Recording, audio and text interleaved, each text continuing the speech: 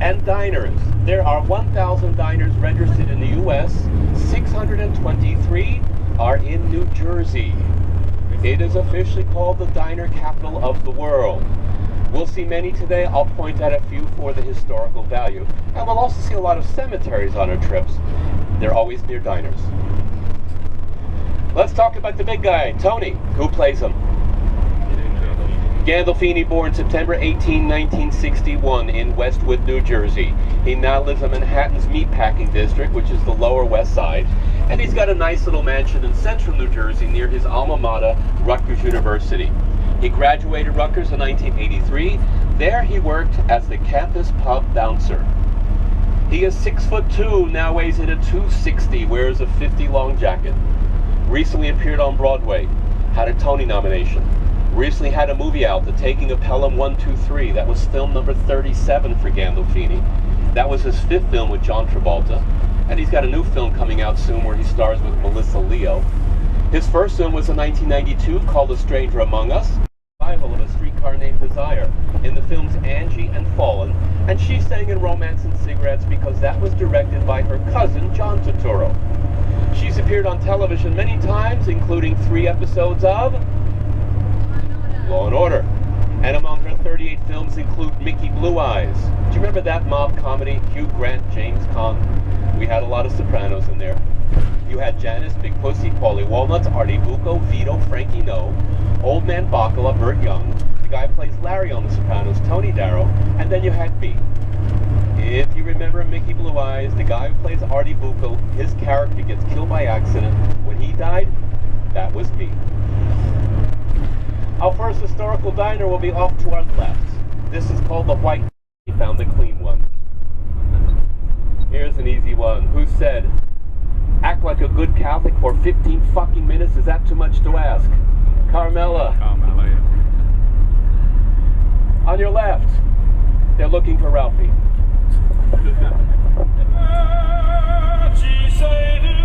And then we'll see what's left of the original round diner. Here it is ahead on our left.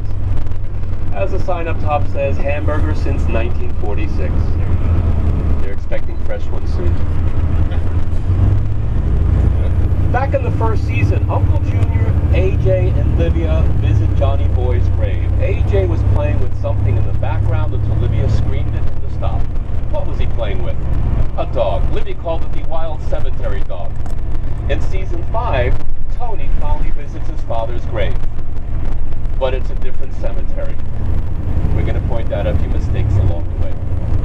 And here's a quick piece of film terminology. We call it an establishing shot. That's when they show the outside of the location and then cut to the scene that takes place inside. A prime example is that Seinfeld coffee shop.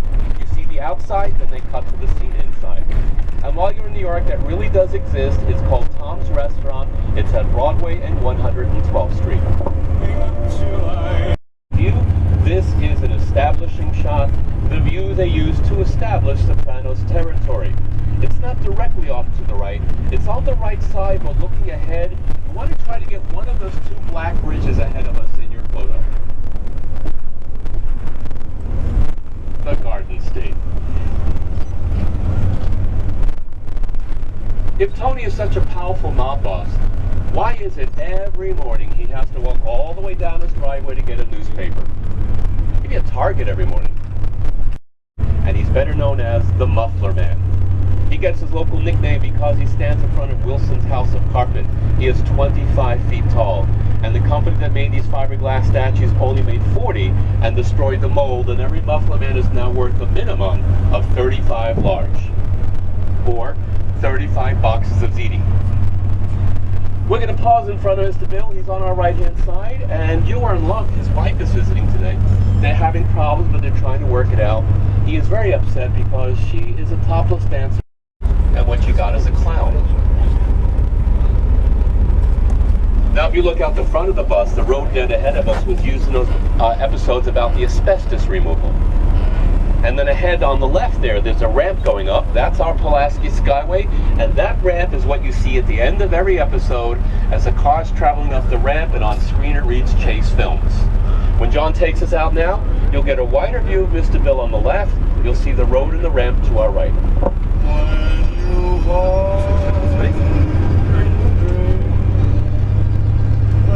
So wide view of Mr. Bill on your left, the road to our right, and the ramp to our right.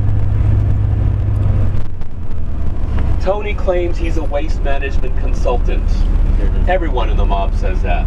But Tony does consult with a waste management company. What was it called? Barone Sanitation. We saw a lot of it in the pilot, the first 2 seasons.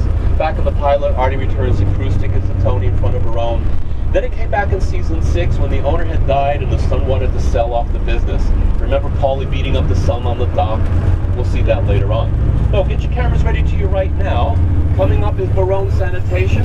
John's going to pause us, look up this driveway. The larger Cornula building is where they have filmed Barone Sanitation. It's a recycling company. Up to your right.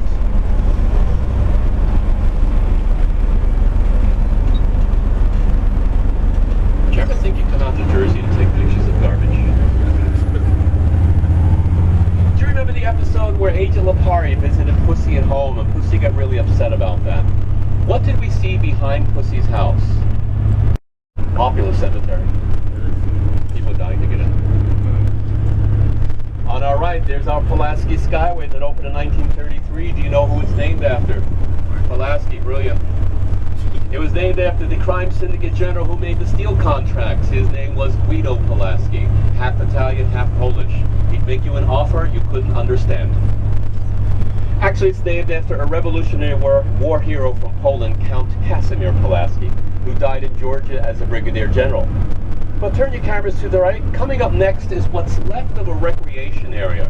There were batting cages here where we have seen Christopher, and we'll watch a clip later with Big Pussy, his son Kevin, and AJ. In that scene in the batting cages, you will see those taller apartment buildings off to your left. Then right next to the batting cages, there used to be a golf driving range where Tony took his first Prozac. Who said, Vito, where the fuck's my Tupperware? Paulie Walnuts, our neat freak. Remember the whole lecture in the back of the Porks of those batting cages? We'll see the clip later. There's the shack, you can see it better now. And then next to it is the golf driving range. Watch that clip, Tony taking his Prozac. We'll see the Pulaski and the power plant in the distance. Next we'll cross over a bridge. That's where they pulled out underneath that floating mob boss, John DiGilio, from the Hackensack River. You'll see muddy shorelines at low tide. This is not where Tony keeps his boat, but what was the name of Tony's boat? Stugats. Now what does that mean? No, Stunad means stupid. Stugats means balls. Bullocks. Look to your right, there's our Pulaski Skyway.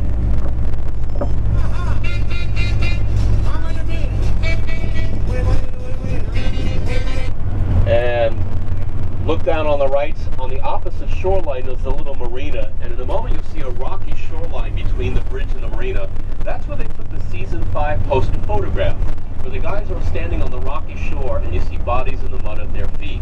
And there's a sunset under that Pulaski Skyway, which is wrong because that's directly north.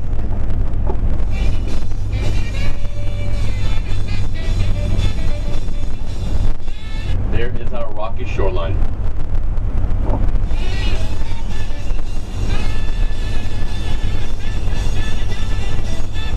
And this is the end of where Chris has those guys whacked underneath. When we watch that clip, you'll see him stop his car on this dirt road. Once he hears the gunshots, he continues driving off.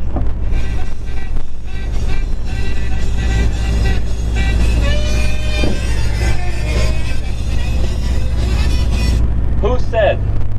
So you mean I can go out, fuck your sister, come back on Saturday, I go to the front of the line?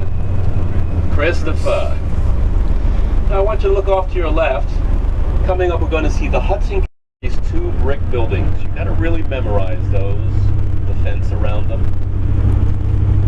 Our clip, Chris is driving Tony while Tony explains he's going to kill Carmine. Top of the scene.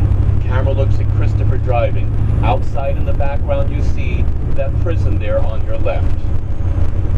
A few moments into the scene, the camera looks at Tony, and in the background you see that prison on your left.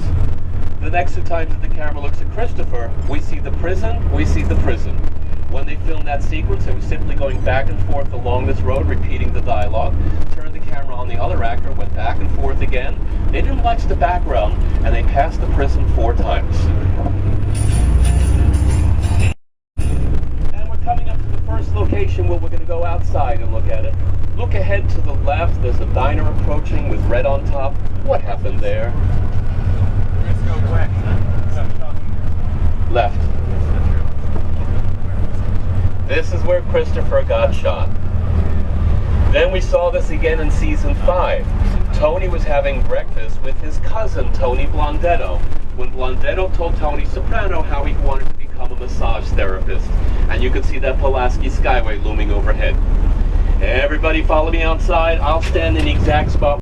Down the steps, walks around to about where I am now, and the 2 wannabes pull up in the car. The passenger calls out the window, "Yo, Chris, what's up?" Chris walks over and says, "Hey, man, what's up?" Then the passenger pulls out his gun and shoots Chris falls to the ground. The 2 characters start getting out of the car, but the passenger's stuck in the seatbelt. The driver gets out. He starts shooting at Chris. Chris is able to get his gun out. He shoots back, killing the guy stuck in the car. The driver keeps shooting as he runs down that direction. If you count carefully, the driver shoots his gun 14 times. Then he runs to Richie's private club. When he told Richie what he did, Richie chases him down the street with a baseball bat. What are the names of the guys who shot Chris? Who said that? Sean and Matthew. Sean, the one killed in the car. Matt Bevilacqua, the one who gets away. Bevilacqua played the actor Lilo Brancato, discovered by De Niro looking for someone to play his son in the Bronx Tale. He spotted Lilo on a beach in New York, auditioned.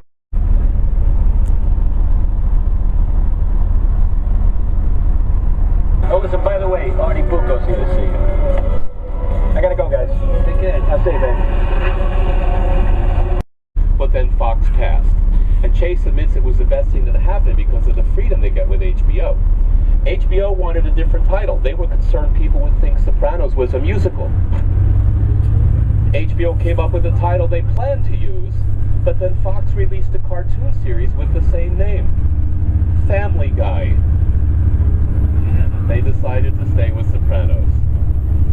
And that first episode used a technique called voiceover, where the character narrates the action, same technique used in Goodfellas. Here's how filming takes place every day. The actors you recognize, the stars as a group, they're called the first team. They arrive at the stage or location, and the director is along. In a moment, we'll see marshes on the left side. Where they reach under the turnpike is your photo spot. This is where Christopher and the bartender dig up email. What was the name of the Russian woman Jana stole the leg from? Svetlana. What was the name of Tony's Russian girlfriend, his gumare? Arina. Have you noticed that Tony's gumare all look the same? Do you know why? Not the same actress. They all represent young Livia. Ew. Cameras to your left. Where these marshes reach under the roadway is your spot. That's where they dug up email.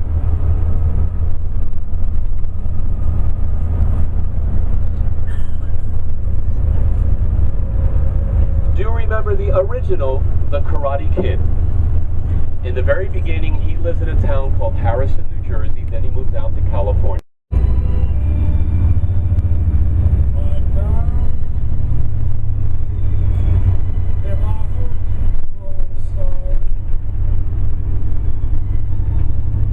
And coming up on our right, the next street that cuts in is where the Karate Kid lived in the beginning of that film.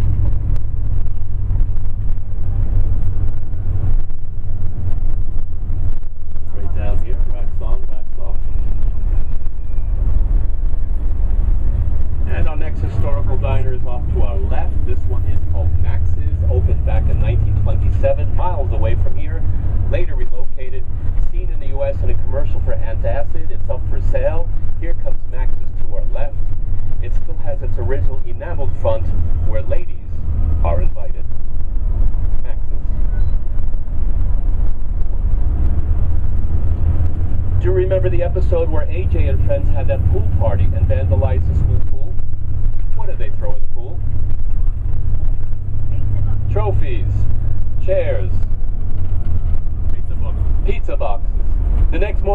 arrive at the crime scene found what key piece of evidence? The pizza. They take the 2 remaining slices back to the pizzeria. It was called La Pizza. They told the old man it was found at the scene of a crime. Then the younger pizza maker steps in. He describes the theft as a custom job, double meatballs, sausage, peppers, and onions. And after lots of short questions, he finally remembers selling it to that Soprano kid. That's how they track down AJ. Toward the end of the episode, the school principal wants to expel AJ, but Tony convinces him detention would do the trick. Then, as they leave the meeting outside of the school, Carmela yells at Tony about being too easy on AJ. By the way, I should mention too, all these locations get paid fees. The fee not only covers use of the space, it covers lost business, salaries of people who would have worked that day, private homes of families that put up in a hotel during filming. There's a guarantee that if anything is missing or damaged, it will be fixed or replaced. And the more frequently they use a location, the more valuable it becomes. What do you think is the most expensive location on the show? The Bada Bing. The owner told me the first episode for 8 hours he was paid $1,000. He would not tell me the dollar amount now, but he did say at the end of the show, 1 day of filming was more than his business earned in 2 weeks. Plus, he got the rights to sell the Bada Bing merchandise using the logos from HBO. Paulie Walnuts. That is our character's mob name. What is Paulie's full name? What's his first name? Peter Paul Gualtieri. And how did he get his nickname, Paulie Walnuts? And it wasn't because of his Stugats. He hijacked her truck. He thought it was full of electronics. It was nothing more than walnuts, so the gang gave him the name. The actor's name is Tony Sirico Jr. Tony was in Goodfellas. He played a character called Tony, whose boss's name was Paulie. On Sopranos, he's Paulie, his boss's name is Tony. And in Goodfellas, during the wedding, Lorraine Bracco narrates that every guy she met at her wedding was named either Peter or Paul. Peter Paul Gualtieri. Out those doors down on the left, they'll walk along this green fence while Carmela yells at Tony about being too easy on AJ. And when we watch the clip later on, you will not see the name you see up on the wall now. When they filmed here, they covered up the school name with brown boxes.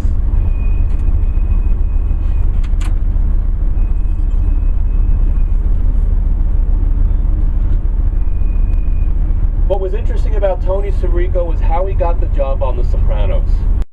When Paulie finds out that his mother was really his aunt and his aunt was really his mother, that was written specifically for the actor who was dealing with the loss of his mother. Do you remember the name of Paulie's mother, the one he knew as Ma? Nucci, Maria Nucci, which is also Italian slang for walnuts. Nucci. And it is actually in Tony's contract that Paulie could never become a rat. Remember the episode where Paulie and Chris got lost in the woods looking for the Russian guy? For a prize. A Bada Bing pen. Ooh. Wait. There, it's topless. Raise your hand. What was the name of the Russian guy? Way in the back. Valerie. That's it, Valerie. Pass it back. Paulie said it in a line. He said, ran a countertop in our clip. For some reason, they think our company name is Freakin' Tours.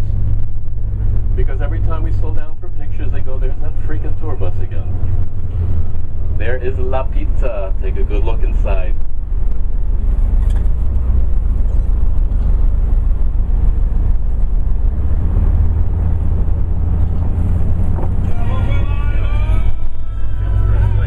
Any questions?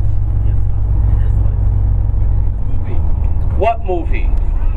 They've been talking about a movie since season 4. Ain't gonna happen. Maybe. No. Yes. We'll talk about my thinkings at the end of the tour. That. What you're looking for is a small freestanding brick building with very shiny windows. This was used several times. First, it pretended to be Uncle Junior's cardiologist office, where he and Tony had their safe meetings. Do you remember the name of his cardiologist? Mark 550. Inside there is where they filmed the office of that state assemblyman. That's the guy that Tony beat with the belts.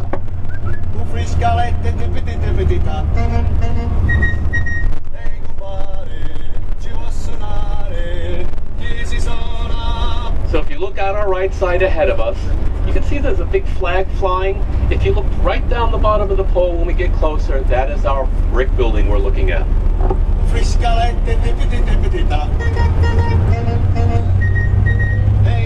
See the flag? Building with the shiny windows, that's our spot. Then scan further to your right. You'll see the Valley Landscape silo from the opening credits. And we'll watch a parking lot below that silo, a scene there where those white trucks are. Tony's standing there waiting for Bobby. Tony watches the train cross the bridge. When Bobby shows up, he tells Bobby he needs to eat more salad. On our left, that restaurant was used as Seaver's Rodizio. It was called the Searchlight Diner in the sequence where Pussy was pretending to be his FBI agent. And our next location, do you remember the one about the Columbus Day Parade where the Native Americans were protesting at the Statue of Columbus? When that episode originally aired, we had our own incident. Mayor Bloomberg invited the actors who play Uncle Junior, Dr. Malfi, to march with him in the parade, but the people who sponsored the parade refused to let the actors march, claiming the show was defamatory for Italian Americans. So the mayor refused to march. Anyone have an opinion on that? Is the show bad for Italians or just TV? Any Italians on board? What do you think? See, David Chase has been cautious to show us that Tony's actions are not his heritage, it's his choice. His grandfather was not in the mob, he built churches. Big ones, folks. We won't see those in the clips, but you'll recognize the statue. There it is in the sun to our right. There's Christopher.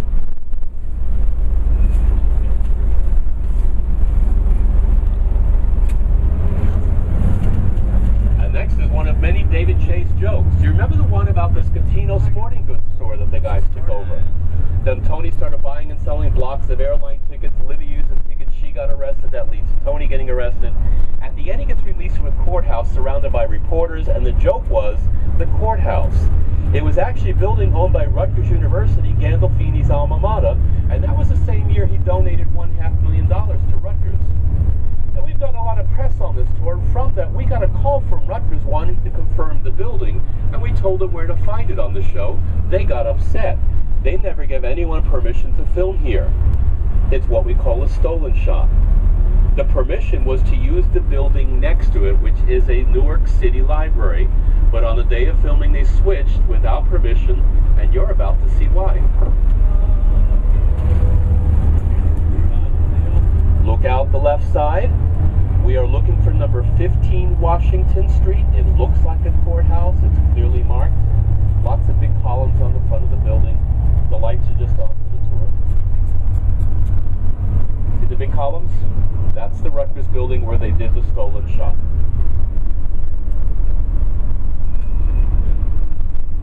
The permission was the next building over.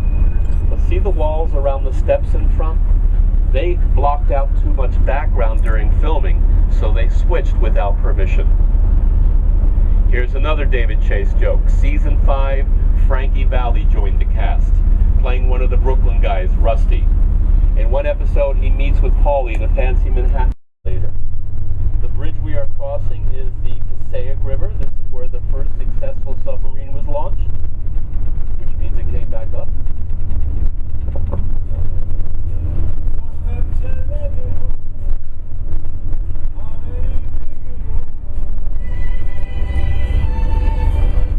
What pet name did Adriana call Christopher while he was working on his screenplay?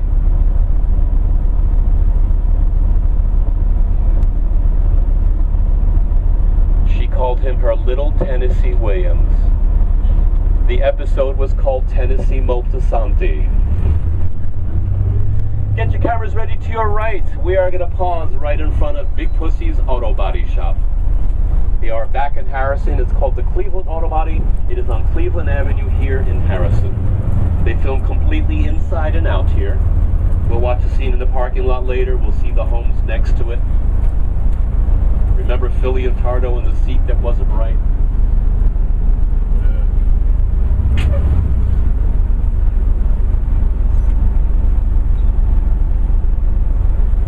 Then if you look over to our left ahead of us, that hotel there, that's new. It used to be an empty lot, and that's how we're going to see it in the clip. Angel Lapari and Big Pussy had a meeting on what was then an empty lot. When we watched that clip, watch from Movie Magic how they disguise an entire body shop. They didn't want you to know they filmed right across the street. Season 5, Steve Buscemi joins the cast, playing Tony's cousin, Tony. Steve was a New York City fireman stationed in Little Italy before his career took off. He's also director. He's directed 4 episodes of The Sopranos. Most recognizably was the Pine Barrens episode, where Paulie and Chris got lost in the woods looking for Valerie, which is why that episode resembles the movie Fargo that Steve Buscemi acted in. There were 2 episodes in season 5 where Tony B had a girlfriend. Anybody recognize the actress, blonde hair? She played Gina on Sesame Street for 12 years. In one episode of season 5, Tony B had finished painting his massage parlor. He and his girlfriend decided to call it a night. They're walking down the street and they're talking. We hear approaching sirens. A car screeches by. They see a bag tossed out of the car. They pick up the bag, and what do they find? Money and drugs. And what do? Dumped the drugs, took the money and ran. That's coming up next on both sides. It starts on the right side. They were in front of a private home. There's a maroon van in the driveway. That's where they were standing when the car went by. Then they cross over to the left side, reach over a little fence, pick up the bag, and run.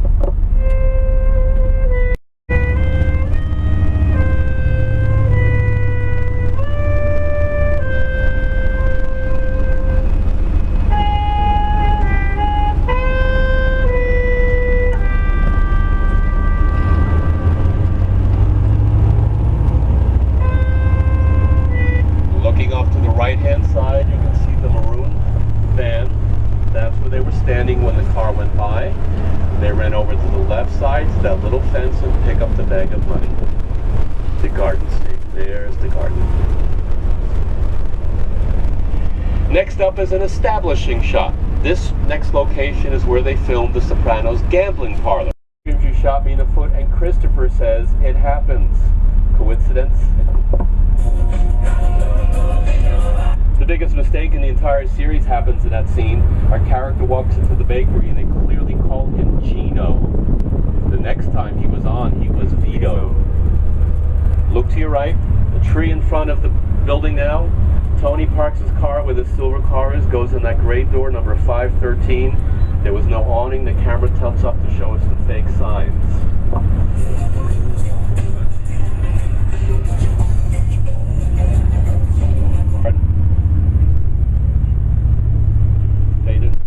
When they first had him on, he was Gino. For some reason later on, when they were casting Vito, they brought the same actor and not realizing.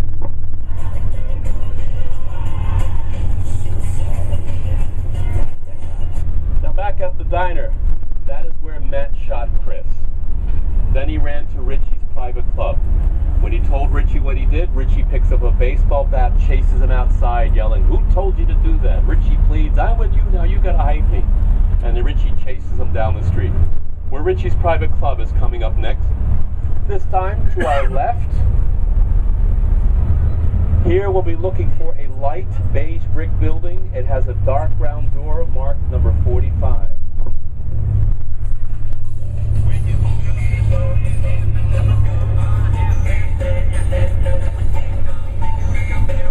So up to your left is a park bench right in front of the building.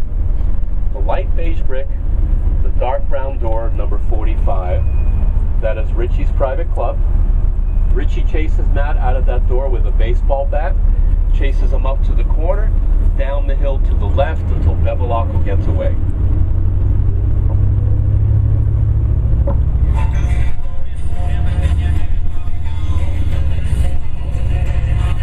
Now look to your right at the entrance of this park. It's unique and recognizable. We'll see it in the background of a clip later on. And then look to your left on the corner, that beauty salon, green and white. It used to be all pink, and that's how we'll see it in the clip. Jackie Jr. kept trying to sell drugs at Adriana's nightclub, and Fury would kick him out. Jackie wanted to make a deal with Chris in the Bing, but before he could talk business, Tony walked from the front. Jackie ran out the back. Then Jackie drives down this street in his mother's car, passes the park, swings around to the beauty salon, and lies to his friend everything's all set. Another time we saw this park, on the far back end is a pond. Season 5, Adriana was walking along the pond with her female FBI agent, trying to explain that Tony and Chris could be related going back in Italy 100 years, and we all just got confused. Santani would not let them film there, so they needed to find a new pork store. What they found was an old empty building. They tracked down the owner, created a lease, and they made it a pork store. Everything.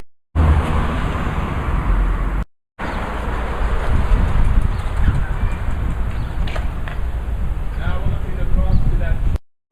Remember Father Phil. Has anybody noticed 2 different actors have played him? Holsten in the first year. We found a little group of church. One of the scenes we referenced was Carmela brought Father Phil a pan of her baked ziti, takes her inside, just getting trouble with eating, goes out the back of the church with the trash bin. The blooper is the first time we saw Phil in church, it was dark in the stomach. Paulie looks at them and says, "They look like posted children from Weight Watchers. Before and way before." Except Bobby was padded, Vito was real. Now you met Joe early, he's dropped more than 150 pounds since his weight on The Sopranos. Still trying to knock off a few more. What is the name of Tony's next door neighbor and family physician? Bruce Cusimano. What does Tony call him? Coos. Coos used to bring friends around to show off the mob guy all the time. Tony got tired of that. Remember, give him the game, played a game, give him the box of sand, hold him for a while. Now, was Bruce who recommended Dr. Melfi to Tony? For a prize, raise your hand. Your answer needs to be the brand name, not the item itself, but the brand. What did Tony give Bruce to thank him for recommending Dr. Melfi? Try again. Try again.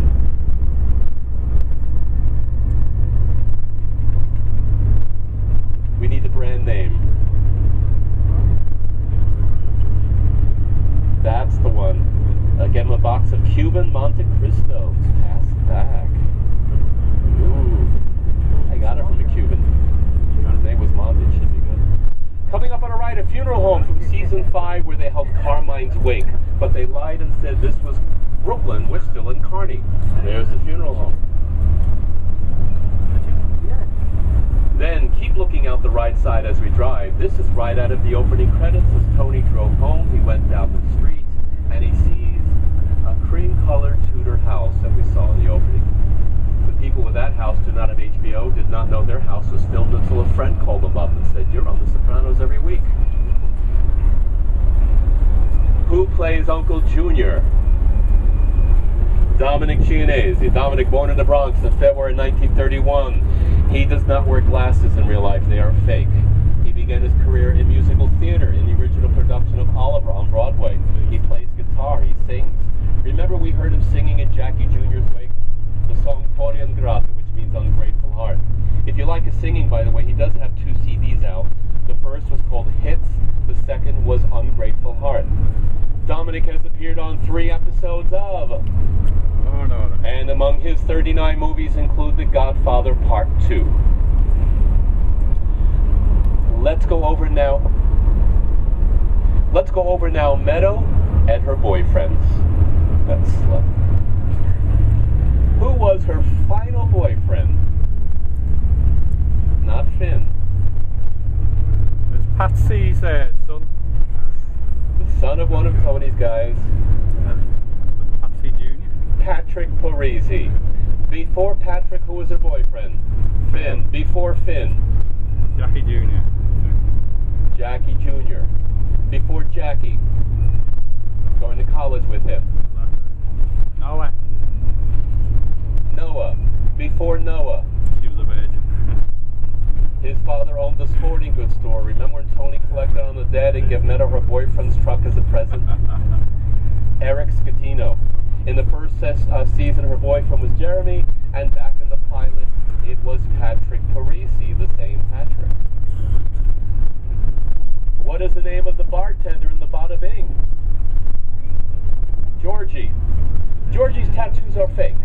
Every time that actor works, it takes him 2 hours to pick up his arms.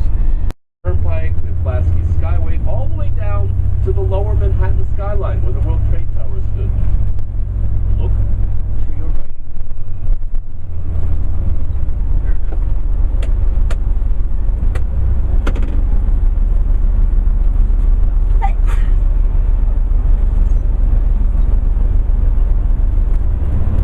They've never hurt the actor who plays Georgie. Everything they hit him with are what we call breakaway props, designed to hit an actor without hurting him.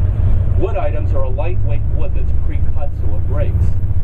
And the star of the opening, Pizza Land. John's going to adjust the speed of the bus, trying to get us a red light, which will give us more time to take photographs of Pizza Land.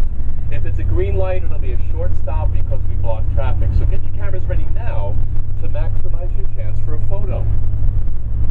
Pizza Land began as an empty building, wanted a card game in 1965, and from the opening credits they have gained worldwide fame. People call and ask the owner to FedEx a pizza to them.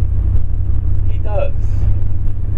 The week before the final episode aired, Pizza Land needed to shut down for 3 days. It took 24 hours, 3 days for them to make and FedEx 800 pizzas. You can actually order from their website, pizzalandpizza.com. You can also order t-shirts. Their slogans are "Come join the family of Pizza Land" or "Pizza to die for." Here it is on our right. Get those cameras going. There is Pizza Land. There's that freaking tour bus again.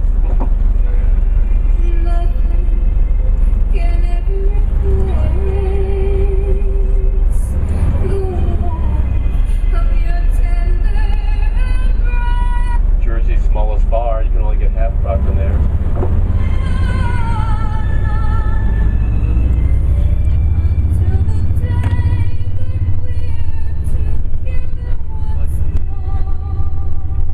Any questions?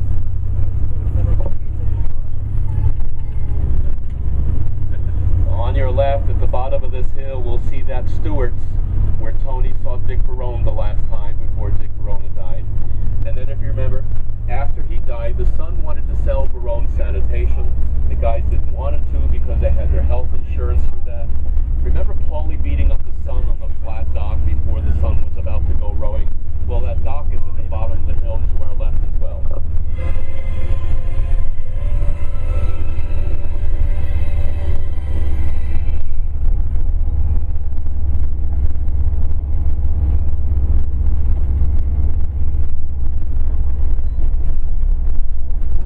Left, you'll see the orange diamond sign from Stewart's, where Tony saw Barone last.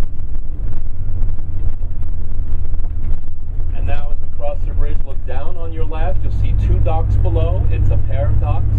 It's the flat one where Paulie beats up the sun.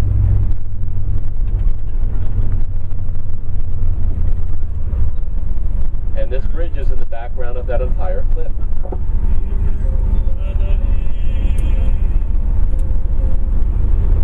What was Ralphie's last name? Rose, Violet, Daisy. His waitress was Meadow. He saved the name. She was first played by Jamie Lynn Sigler, then by Jamie Lynn DeScala, then by Jamie Lynn Sigler. She's the one cast member not Italian. She's Cuban and Greek, so she married an Italian, then divorced him. She's from New York and was focused on musical theater. Toured the country in Rodgers and Hammerstein's Cinderella, appeared on Broadway in Beauty and the Beast. When she got her first audition for The Sopranos, she walked in ready to sing because she thought it was a musical. What is the name of the guy that brought back from Naples with the ponytail? Giorgio Giunta, played by Federico Castelluccio. Federico Italiano because he was raised in Paterson, New Jersey. He was born in Naples, but his parents moved him here as an infant. He does not have an accent. He learned it for the show and doesn't it. Tony brings Livia to look at the Green Grove. They're standing next to residents watching television. Tony and Livia have one of their battles, and Tony has a blackout. What TV show were the residents near them watching? Oh no, The Rockford Files, an episode directed by David Chase. The episode was about a mob boss on lithium. It gets better. actor playing that mob boss from Brooklyn is named David Preval. You know him better as Richie Aprile. And he was on the list to play Tony ahead of Gandolfini. Chris's girlfriend for 5 years, what was her name? Adriana La Serva, played by Dre DiMatteo. She was attending NYU. Her roommate got an audition for the pilot, dared her, Dre, to go on the audition. Dre did not get the part. They told her she was not Italian enough. But she got a few lines playing the hostess at a restaurant where Tony ran on a date and ran into Dr. Melfi on a date. A year later, the series was picked up. They still didn't have a girlfriend. David Chase remembered her energy, called Dre back in, telling her please be more Italian, and she got the job. Her tattoos are real. Back to the Bing. Tony, the owner of the Bing, is quite a businessman. In addition to his men's clubs, he has a vending machine company, a chain of tanning salons. He recently opened up a restaurant. He has a home construction company. Home started $2 million. He owns 3 MRI clinics, and he owns a hospital. He actually owns a hospital. Now you talk about smart business. Some old guy comes to the Bada Bing, gets a dance, has a heart attack, they take him off to his hospital, they got him coming and going, right? When he took over the Bing, he intended on making an upscale club, but that's when HBO found it. And they made the deal. They like this location because it's full of balconies. You get more places to shoot in and shoot film from. He also made an agreement not to make it look better, and HBO made it look worse. Now that it's over, he's making changes. He put in a new ladies' room. He's divided the men's room. As he makes changes, watch eBay because he throws nothing out. He put a new dance floor in. In order to do that, he took the poles down. He sold the poles on eBay for $1,500 each. Camera's ready to your right, coming up the parking lot where Chris was getting high with the go-between who sat up to hit on Phil Leotardo. Now the parking lot here, the buildings, they're also owned by the man who owns the Bada Bing. One of his men's clubs is in here. They were parked right in this corner, right here on this parking lot. And the next thing coming up to our right is the Bada Bing Satin Dolls. It's a large off-white building. Big billboard up top. There it is, Satin Dolls. Looking beyond it, there is the party box. Beyond that is the car wash. They unloaded the stolen truck full of frozen turkeys. Now, here's how we go.